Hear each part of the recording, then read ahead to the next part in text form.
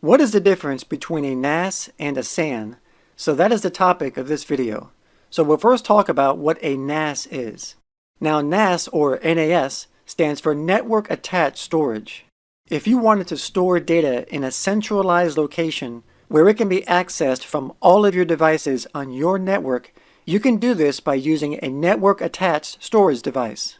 A NAS is a storage device that is used for storing data, and it doesn't do anything else besides storing data. Now typically a NAS is a box that'll have multiple hard drives in a RAID configuration for redundancy. And it'll also have a network interface card that'll directly attach to a switch or router so that the data can be accessed over a network.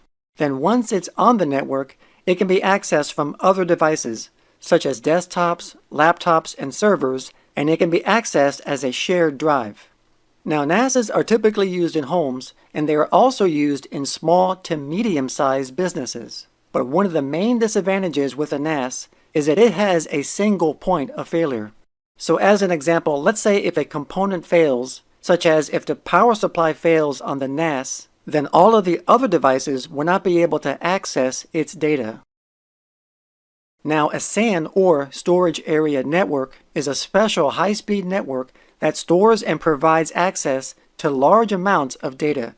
So basically, it's a dedicated network that's used for data storage.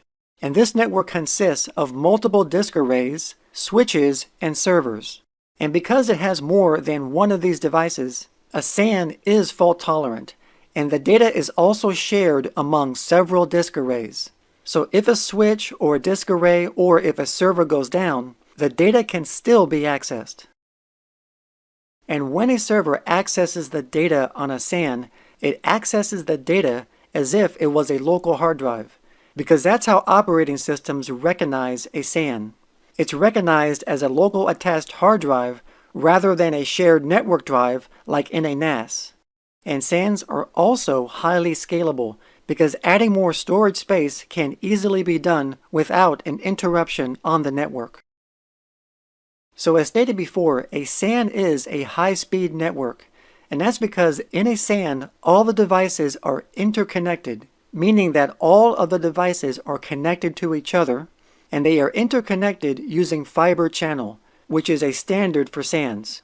Fiber channel is fiber optics, and it has speeds between 2 gigabits per second all the way up to 128 gigabits per second.